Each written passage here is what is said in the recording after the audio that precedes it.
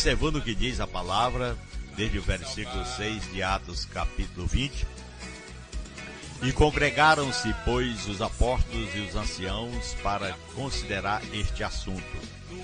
E havendo grande contenda, levantou-se Pedro e disse-lhe: Varões, irmãos, bem sabeis que já há muito tempo Deus me elegeu dentre vós para que os gentios ouvissem da minha boca a palavra do evangelho e crescem. E Deus, que conhece os corações, lhe deu testemunho, dando-lhe o Espírito Santo, assim como também a nós. E não fez diferença alguma entre eles e nós, purificando o seu coração pela fé.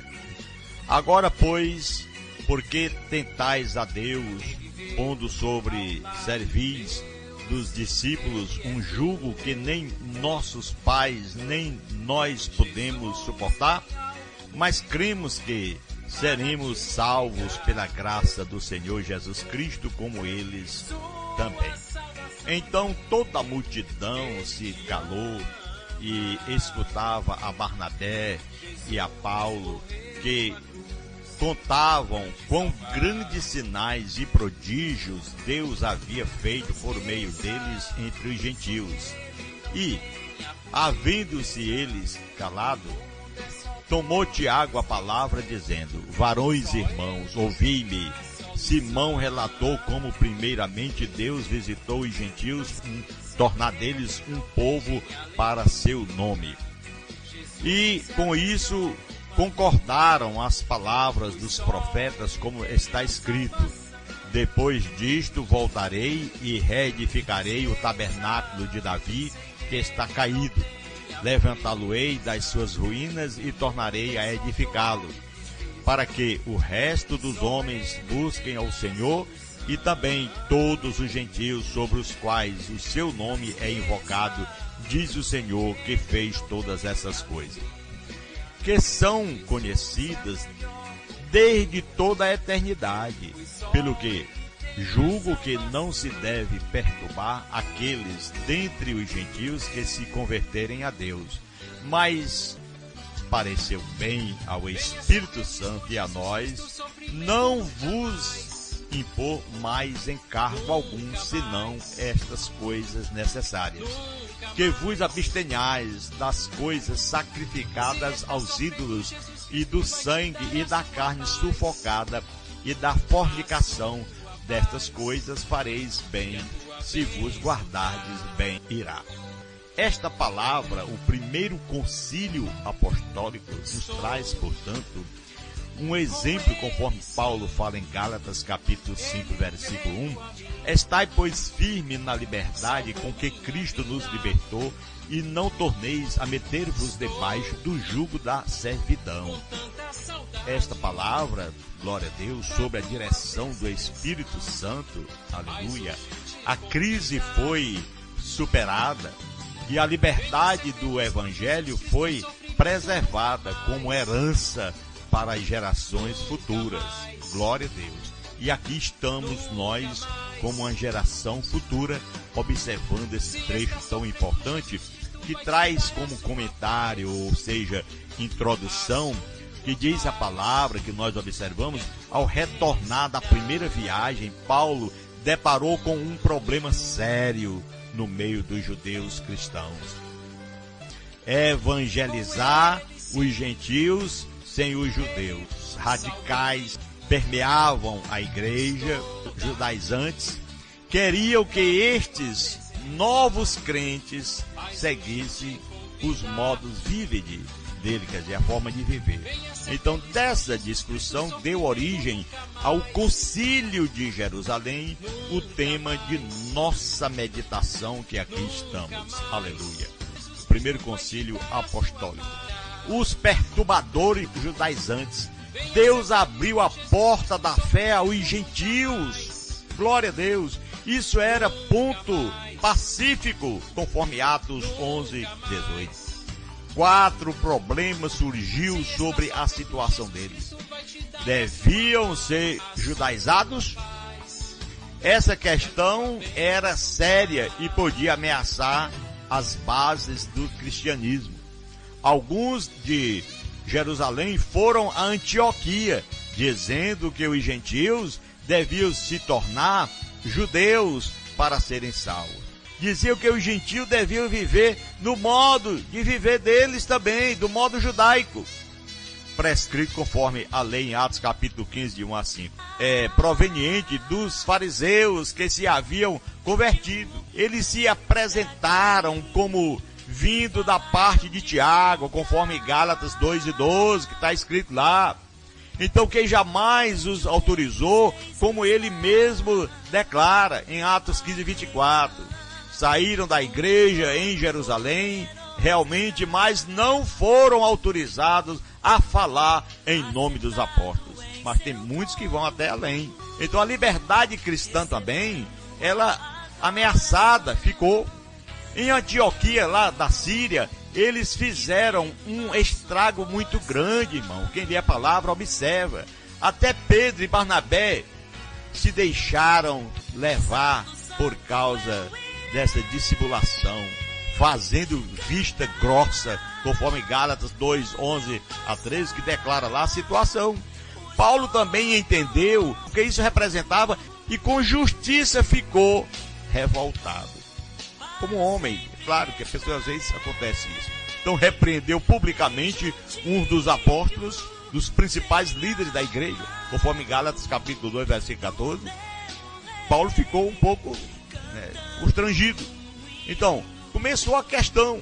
A epístolas aos Gálatas, por exemplo, o texto de Atos 15, 1 a 5, em ligação com o testemunho de Paulo, registrado em Gálatas capítulo 1, versículo 7 e outros, esta carta foi escrita antes do concílio de Jerusalém, às igrejas da Galácia, conforme Gálatas 1:1. Isso aqui foi uma referência às igrejas da Galácia que Paulo e Barnabé fundaram na primeira viagem missionária a Antioquia da Pisídia, Icônio, Listra e Derbe. Quer dizer, é um concílio, o primeiro concílio apostólico, uma situação que aconteceu. Hoje, dentro das igrejas também, às vezes acontece coisa parecida, mas não com esse intuito, com esse pensamento de pregar a verdade e viver a verdade. Às vezes são pessoas que se levantam simplesmente para criticar, para desprezar. Aqui é um caso bem definido. Os discursos do concílio que traz, primeiro, o que nos diz Pedro. Havia grande discurso quando Pedro, quer dizer, uma grande discussão quando Pedro se levantou chamando a atenção dos ouvintes. Ele evocou a revelação que recebeu antes de ir à casa de Cornélio. Ele lembrou ainda que Deus escolheu para falar ao gentil uma alusão à experiência do centurião lá em Atos 10. Irmão, amigo, a declaração de Pedro no versículo 11 revela que ele concordou com Paulo na discussão sobre a Antioquia e Síria. São as mesmas palavras que o apóstolo dos gentios usou lá em Gálatas 2:6. Quer dizer, a gente vê que Paulo e Barnabé, a experiência de Paulo e Barnabé, esses dois homens, na primeira viagem, é um testemunho vivo, como Deus tratou com os gentios de maneira extraordinária, aleluia, sem o ritualismo judaico e nem os seus encargos. Isso era a prova de que essa prática estaria, glória a Deus, ali sendo colocada por Deus. Não servia para a salvação. Esse testemunho esmagador de Paulo e Barnabé, somado aos discursos de Pedro, testificava contra os judaizantes. Então, meu irmão, aquela questão dos judeus, quer dizer, principalmente os fariseus que se convertiam. A palavra do presidente, valor das decisões convencionais. Tiago, por exemplo, ele esperou em Pedro e Barnabé, apresentaram o seu parecer sobre o assunto para depois tomar a palavra.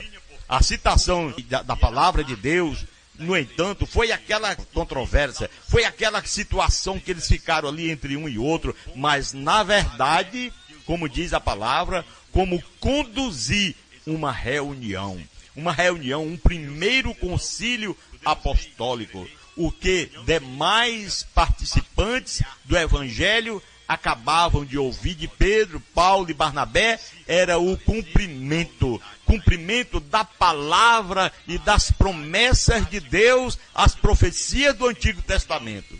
Por isso, Tiago dirigiu-se respeitosamente aos presentes, chamando-os de irmãos. Aleluia! Não tinha intenção de atacar nem os legalistas e muito menos os liberais. Mas o seu compromisso era com a palavra de Deus. Aleluia! Que é o que nós fazemos aqui. O nosso compromisso é isso. Não é atacar nenhum e nem o outro. O nosso compromisso é pregar a palavra de Deus. Não é questão de liberais. Não é a nossa intenção de observar os legalistas. Não é a intenção de menosprezar ninguém. Mas trazer a verdade. A palavra do Senhor, aleluia, trazer aqui uma palavra viva. Ele chamou Pedro pelo seu nome hebraico, Simão. Isso mostra que Tiago não reconhecia como pedra, como reivindica a igreja e até a igreja católica. Então a situação parafraseada que Tiago faz nas palavras de Pedro se reverte de suma importância, porque, glória a Deus, descarta a possibilidade de que o cristianismo pode ser uma seita judaica. Isso aí descarta. Deus visitou os gentios para tomar deles um povo para o seu nome. Aleluia. Assim como Israel era uma nação, da mesma maneira seria a igreja. Aleluia. As três características de Israel, conforme nós vemos, Pedro aplica também à igreja. Mas vós sois gerações eleitas, disse ele, o sacerdócio real, a nação santa, o povo adquirido, em 1 Pedro 2,9, esse mistério da vocação dos gentios é um assunto que Paulo se aprofundou em Éfeso, glória a Deus, capítulo 3. Está mostrando, portanto. No entanto, Tiago, nesse concílio, já havia apresentado estes temas. Decisão do concílio. São coisas importantes. No primeiro concílio, que vos abstenhais das coisas sacrificadas. É o que nós vemos dentro da palavra de Deus. Deus não quer que o homem seja contaminado com as coisas sacrificadas aos ídolos. Não seja ele adorador de ídolos. Não seja ele um acompanhador de religião que tem seus ídolos. Pelo contrário, fugir dela, diz a palavra. Preceito diz aqui a respeito às restrições que se referem aos alimentos sacrificados aos ídolos. Nós temos que estar sempre restrito, nunca tocar naquilo ali. Essa matéria foi aprofundada posteriormente por Paulo lá em Romanos 14 e muitos outros, 1 Coríntios capítulo 8 e outras partes. Então vem o quê? A proibição do sangue. E isso está no concílio, no primeiro concílio. As palavras e as decisões dos apóstolos para a igreja naquela época e para nós hoje aqui presentes. Proibição do sangue. A proibição de alimentar-se de sangue está prevista na lei de Moisés, Levítico 3:17. No entanto, ele era usado como alimento ou bebida pelos gentios. E sempre ainda tem gente que quando mata um animal, ele ainda para o sangue para comer. Então, meu irmão, a falta de conhecimento da palavra leva o homem às piores situações. Interpretar tal passagem como proibição para transfusão de sangue, como muitos que sustentam pelas testemunhas de Jeová, é uma camisa de força e não resiste à exegese bíblica. Primeiro, porque o sangue dessa passagem é dos animais e não de homens. Mas eles proíbem, porque entendem errado. Pois eles seriam obrigados a admitir que a carne sufocada seja uma referência à carne humana também.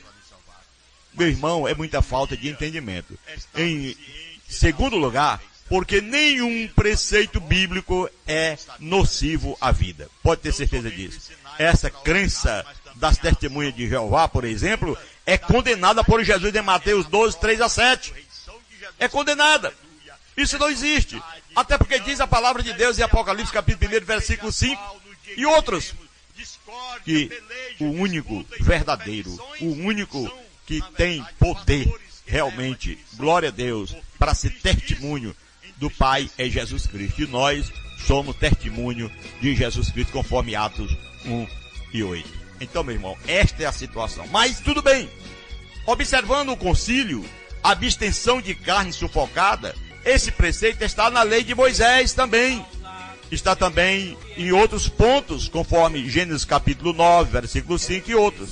Era muito comum entre os gentios e ainda hoje abater animais sem derramamento do seu sangue. Foi o que nós acabamos de falar. A abstenção da proibição, caráter dessas regras, a expressão dessas coisas, fazeis bem se vos guardardes, versículo 29. Então parece mais, meus irmãos, uma recomendação. Tudo isso que aconteceu nesse concílio. Tiago acrescentou ainda, porque Moisés, desde os tempos antigos, tem em cada cidade quem o pregue, e cada sábado é lido nas sinagogas, versículo 21. Isso significa que os judeus têm o alto padrão de conduta e um modo de viver exemplar, porque estudam nas sinagogas todos os sábados. Já os gentios não aprenderam os bons costumes que eles consideravam, porque nunca tiveram quem os ensinasse. Por essa razão, o modo de vida deles era precário. Aplicar essa conduta judaica aos gentios era o mesmo que afirmar que a graça do Senhor não era suficiente. Então a lei de Moisés seria o complemento para a salvação. Isso reduziria o cristianismo e, além disso, confundiria com a identidade judaica. Então, meu irmão, alimentando-se apenas de como os judeus, além de outros ritos, como condições para a salvação. E não é isso. O que nós temos nesse resumo desse concílio, uma questão de consciência. Essas regras era o mínimo que se pedia dos gentios, para não escandalizar os judeus cristãos, porém, mais por amor a eles do que um meio de salvação.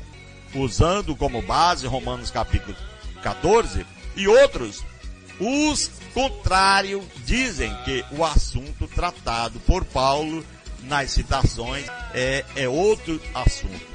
Então diz a palavra de Deus, nessa conclusão, nós observamos aqui, glória a Deus, até nos causa estranheza. Hoje, quando alguém levanta-se questões sobre uso e costumes como condições para a salvação, não tem aqueles que antigamente ficavam vendo o cabelo das irmãs, se colocavam uma tinta nas unhas, se colocava alguma outra coisa, uma fivela no cabelo, ficava medindo o cabelo. E são coisas meras que não tem. Irmão, não é isso. Vivemos os bons costumes porque somos salvos e não para sermos salvos ou santificados. Tudo que a consciência acusa corrompe os bons costumes, viola a santidade e causa escândalo e é pecado. É isso que é o resumo.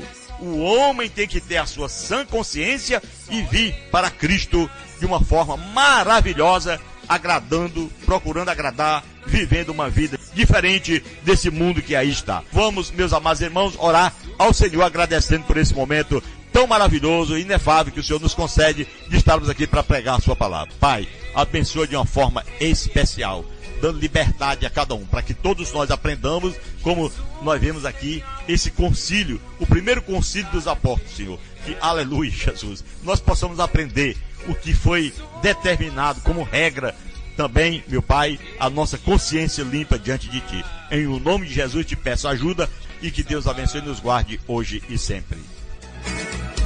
Não esqueça.